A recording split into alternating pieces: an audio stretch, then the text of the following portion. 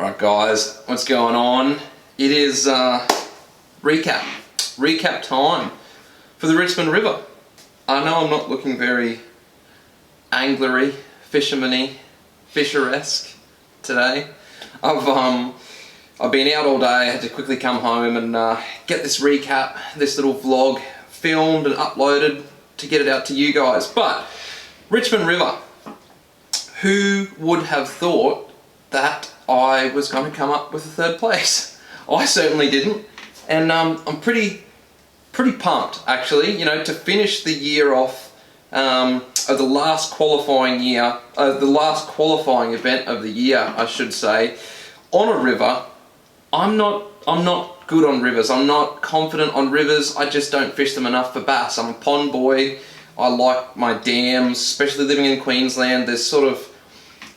There's not too many places that you've got to choose from to, you know, not many river fisheries for bass in Queensland, or at least not for the decent ones. You know, you've got Clarence River, Richmond River, Hawkesbury River, all down south in New South Wales that have good numbers of bass and good size bass. But in Queensland, you can do your little skinny water, you know, upstreams of the dams and stuff. I have seen some good bass, like Figsy, Liam Fitzpatrick gets out. I've seen him put some good bass out of some little skinny water creeks, but I like being on a boat. I'm not gonna lie. I like my boat. I really don't like trekking through the bush. I don't like any of that. Figsy, you can have all of that.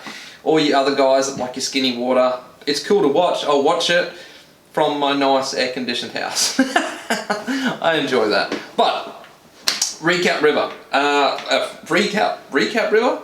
Recap of the Richmond River. Too many R's. Way too many R's. Anyway, the event was hosted by Casino Outdoors. So that was cool. It's a good friend of mine, Joey, and his family, the Urquharts. It's their family store down at Casino.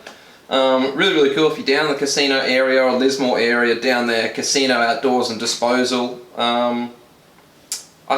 I think they got a website. Joey will probably chime in on YouTube or Facebook, but I'm about 99.9% sure they've got a website.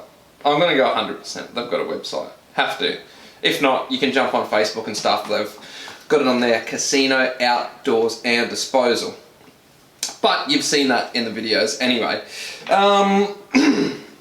Third place. Third place. Can you believe that? Can you believe that? I can't. I still can't believe it. That is my best finish for the year. My tied second best as a pro, actually. I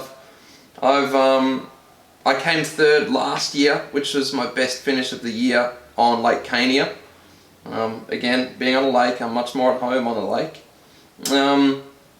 But yeah, third place on a river. We'll get right into it, I guess. I don't have a rod. I don't have my reels. You've seen all that before. It's the same rod that I've been using. I was using the Helios HSX20 reel. Smaller size, you know, easy to flick plastics and skip plastics up and under cover. I was using my HSS Akuma Helios rod in the medium. I really like the medium.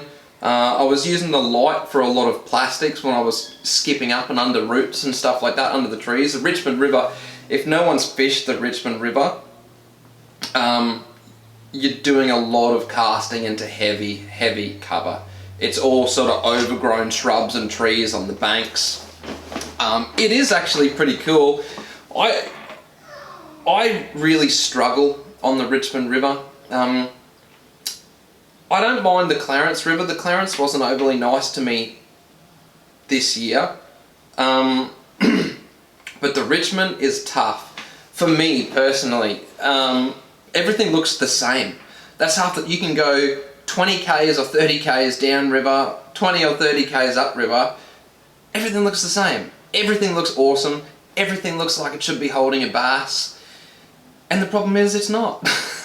I mean, I'm sure the Richmond River fires at some times, which I've been told by Joey and a few of the other boys, and Flinny lives in Lismore. Every time I've been there, it's been really hard, and I haven't really enjoyed myself. Except for this time. this time was cool. We were at the Richmond River 2 years ago for our Bass Grand Final. I was a non-boater then, so I was just down the back. I had Moosey, I had Grant Manusu, and I had Graham Ford. I had 40, and unfortunately I got both of them on the wrong days. 40 had a really good day one and not a really good day two, and Moosey had a really good day two and a really bad day one, and I was on their boats on the bad days, and I caught one fish for 2 days of fishing. That sucked. It was a grind, so I wasn't all that confident going into this. I went down, I think I spent one weekend, I spent a couple days down there on the river. You know, pre-fishing the river is a little bit different to pre-fishing a dam. I know how to attack dams, I know where I sort of want to start. I can pick out places on Google Maps and Insight Genesis with Lowrance. Not a fan of Lowrance, but their mapping here in Australia, no one else really matches it, unfortunately, so I still jump on Insight, well, it's CMap Genesis now, isn't it? And have a look at areas that I want to target, you know, contours or some little gutters and deep holes and stuff like that. The Richmond River has quite a few underwater reefs too, and I did remember that from last time, and I found quite a few of them. They weren't really holding, they were holding numbers of fish, they weren't eating. I think a lot were brim. There's a lot of carp that get around the Richmond River, and I'm sure a lot of those carp were showing up in my sounder too, so I really didn't know where I wanted to start. I found a handful of fish in practice. I didn't really have a game plan together in terms of the lure of choice, in terms of whether I wanted to fish surface. They didn't seem to really be smacking surface in practice. So I was just going to go fishing. You know, like, I just wanted to weigh a limit, and I knew that I kind of thought that I was going to struggle. The only half confident place that I had was at a place called the Chook Pen. Pretty much, there is a chook pen. There's a pen of chickens, it's really loud, they've got a few roosters, you can hear them, and it's a pretty good little corner. Current flow comes right in, and there's actually a big tree that sort of comes out, but under the water there is a big hump, and it really comes up to, I think it's about 12 feet or something, and then it drops down to about 30 or even 34 feet. So I actually found a few EPs mixed in with some bass there. One of the EP, I actually got an EP there on the first day. I went back there and I got a good EP, and I could see them on the sounder because they were sitting on the underside of that shelf, just waiting for anything, all your prawns and shrimp and whatever, to just float over that, and they were going smacking it. That was about the only place that I kind of had confidently, and I was getting them on the blade, on the pink blade.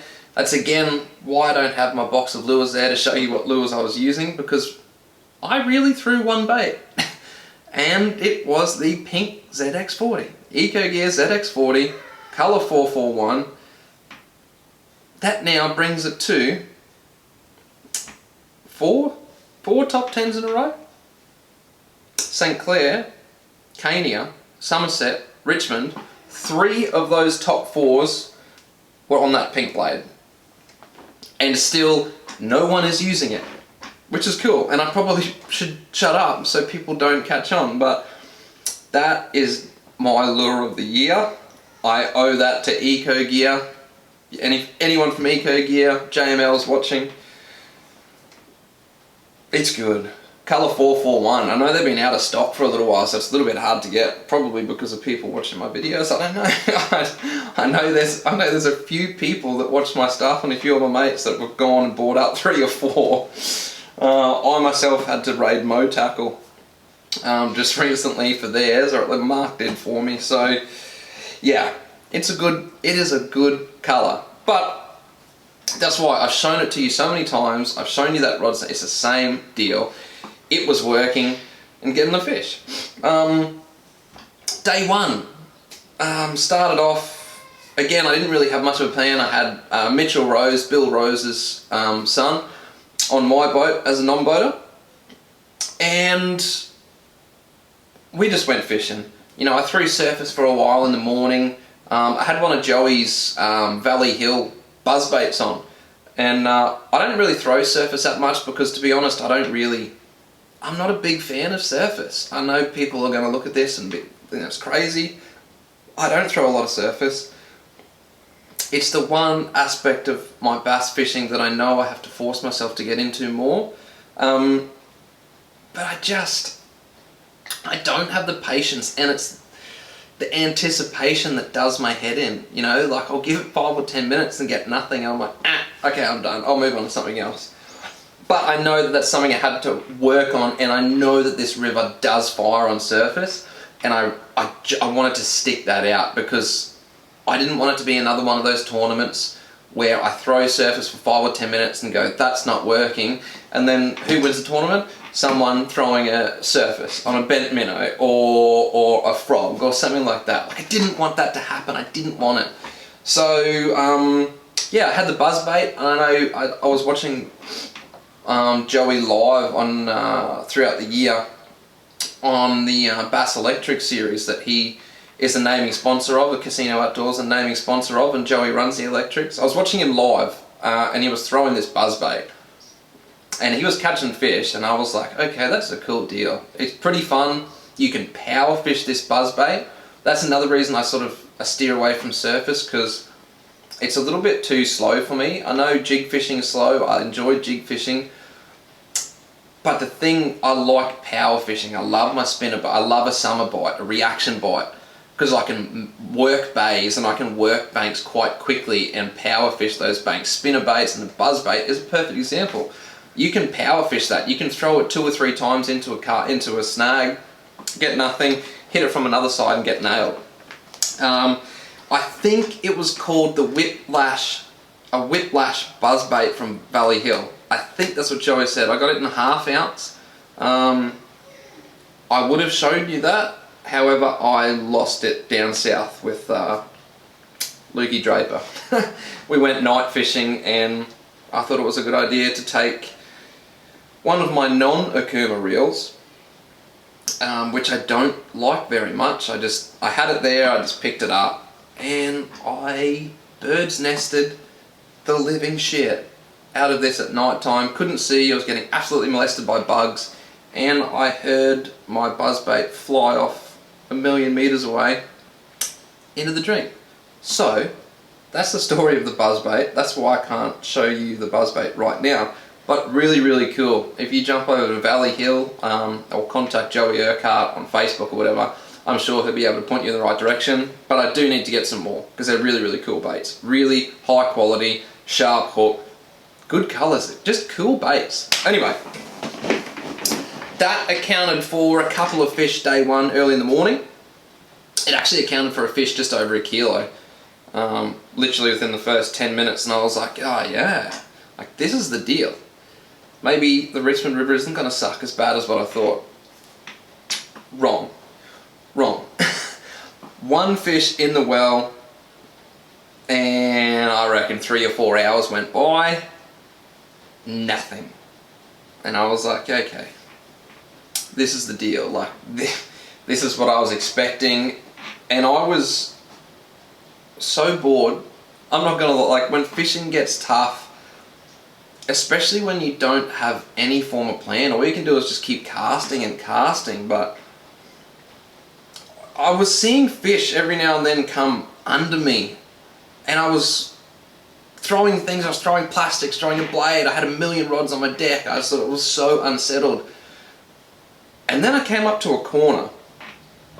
It was a bend, and I came up on the inside of the bend. It bent around. It was actually, you got the Wilson River arm and the other arm. I don't really know the Richmond. Maybe it's the Richmond River arm. I don't know. Anyway, on your way to Casino, that one. It's sort of where we launched from. There's an intersection. Wilson River is that way. Richmond River sort of just runs straight. We went up, right?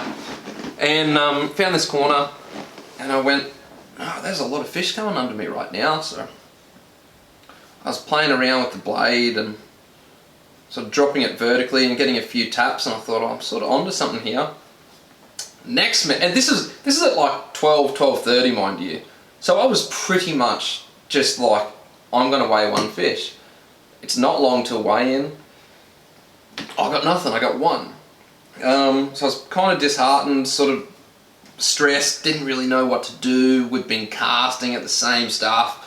Mitch dropped one or had a few little bumps on a jig. Just didn't know what to do.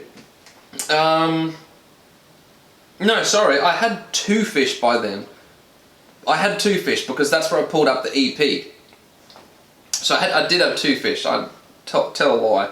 I went back to the chook pen and pulled up one decent EP. So I had two fish, and then I came up to where we are now. Fish in this corner. Next minute I hear a boat fly around the corner. It's Brett O'Hyde. And Mitch Petty, the Milky Bar Kid. Mitch was on his non-boater. They came around. I was apparently sitting in their spot that they had found fish on before, the same fish that I'm finding right now. Anyway, they sort of moved out into the middle. We sort of worked this same area, literally just vertically dropping blades down, and the fish were there. And they were decent fish. These fish were feeding on shrimp. They were gorging on shrimp. They had the fattest little bellies, and it was awesome. We caught a couple, upgraded once or twice, and then I had to fly back for weigh-in. I had the earlier weigh-in that day. That was day one. I ended up weighing in. My computer is going to log me out. What did I weigh? So 2.93, 4 fish. Not massive. I wish I cracked over that 3 kilo mark. That would have been really nice, but honestly, I was so happy to get a limit on a river, especially on the Richmond River. Really lucky. Really. So that finished off day one. 2.93 kilos. You know, everyone else, there was a lot of threes kicking around. No one weighed over 4 kilos that day. So I think I was sitting in, what was I sitting in? I think I was inside the top 10. I think I was sitting in like 9th, or maybe I wasn't. Maybe I was just outside the top 10. I was sitting somewhere around that top 10. I can't quite remember. So I was pretty surprised, to be honest. I was like, oh, that's better than what I thought, for sure. Day 2, I had Paul Mazzaroli. Every single time, I just call him Maserati, and every single time I say his name, I accidentally nearly say Maserati. Every single time. That's why I laughed. The pressure was on me, right? Paul had Nick Anderson on day 1. Nick must have been coming in second because Nick Anderson was coming in second after day 1. Paul, being with him, was sitting in second. So the pressure was on me. Not only did Paul have a chance of taking out the non-boater champion, right, coming first if we put in a good day, he had Angler of the Year riding on this. And I was in that boat. I won non-boater Angler of the Year when I was non-boater.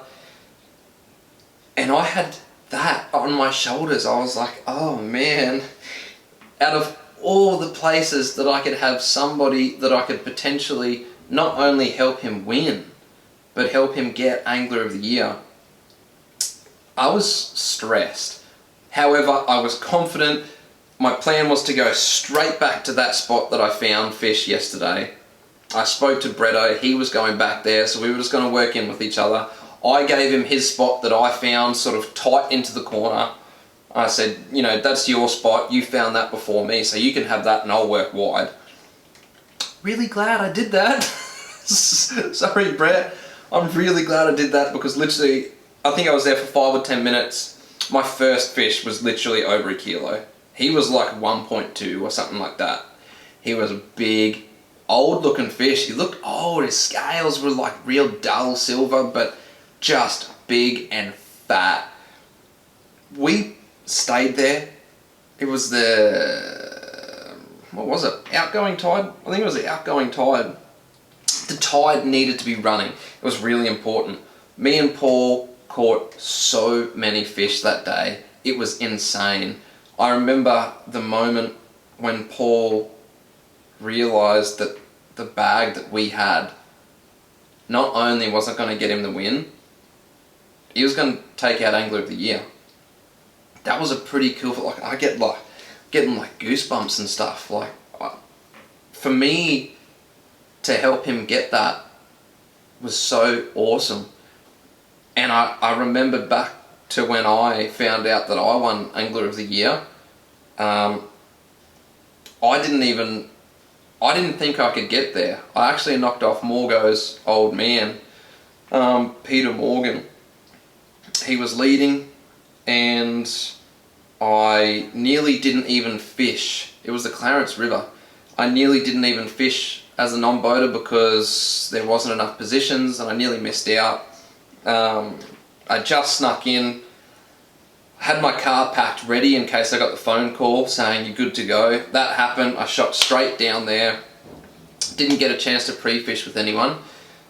And I had two pretty good boaters. I had Chris Hickson and I had Adrian Melchior. And yeah, I won, and that was the event that I won and got a trophy, champion non-boater. But a couple of days later, when they tallied up the scores, Tommy Slater was the first person to message me. Actually, I work in refrigeration for my parents' company. I was actually in a restaurant. Luckily, they just opened the restaurant up for me, so there was nobody else there. I got a message bing on my phone. Tommy Slater, congrats on AOY. I sort of took a second. What's going on? And then I had a look on the ABT page and found out that I'd just won. I'd just taken over Pete Morgan by 1 point. 1 point. I won Angler of the Year a couple of years ago, 2017. And I literally broke down. Like, for me, that was massive. I never thought my first year competing in the Australian Bass tournaments that I would nail Angler of the Year by 1 point. 1 point. On a tournament that I nearly didn't even fish. And I've just helped Paul pretty much do the same thing. He won an event, and on the last event of the year as well, he got AOY. That's awesome. I've been in his shoes, I've felt what he was feeling, and for me to be able to have a hand in that was cool. I still get goosebumps. To me, that was so awesome. And not only that, we had a really good bag. We knew that we were over 4 kilos, or around the 4 kilo mark, and we just had fun. We fished, we flogged that spot, literally just vertically dropping these blades down. Literally vertically dropping these ZX blades down. Tiny little hops, just leaving it there, and they were just picking up off the bottom. These fish were fat, like, they were absolute pigs. They had like little prawn feelers hanging out of their mouths. They were spewing up prawns everywhere. For people that don't know what prawns look like and crustaceans look like when fish throw them up, it's like a bright orange. It smells yucky, but it's bright orange, just whatever. You have little heads, shell, guts, orange, and it was everywhere. I've never seen fish so fat and so full of just gorging on these prawns. The tide sort of lulled. It was right in the middle. We went downriver to try and chase the tide. Didn't really get anything. Had some lunch, talked to Jimmy for a little bit. We were just waiting for that tide change to start coming in, because we were probably 20 minutes, half an hour upriver. So the tide was going to take a little bit to get up there. We really wanted another upgrade. We had a smaller fish we wanted to kick out. We wanted everything over 1 kilo. And the tide just started moving where we were, and sort of looked at Paul and we said, alright, maybe we'll just shoot back up there. Tide should be starting to run in now. Got back up there, it was. I think Paul got a cracker. That was the upgrade we needed. And that was all she wrote. We just stayed there. We rode it out. We were catching so many fish. The bigger fish seemed to piss off, or whether we caught them, just turned into smaller fish. Jordan Stoddard came and sat next to me for a while. then went back to weigh in. Now, the weight that we weighed in was actually the second biggest bag of the day. Nick Anderson weighed 4.46 on that last day, who actually won. So congratulations, Nick, by the way, for taking that out. That was awesome. He was doing the same thing as what I was. He was down near Swan Bay. So probably maybe the same distance downriver as I was upriver. Doing the same thing, you know, fishing blades, dropping down blades, and the bass are just smashing it.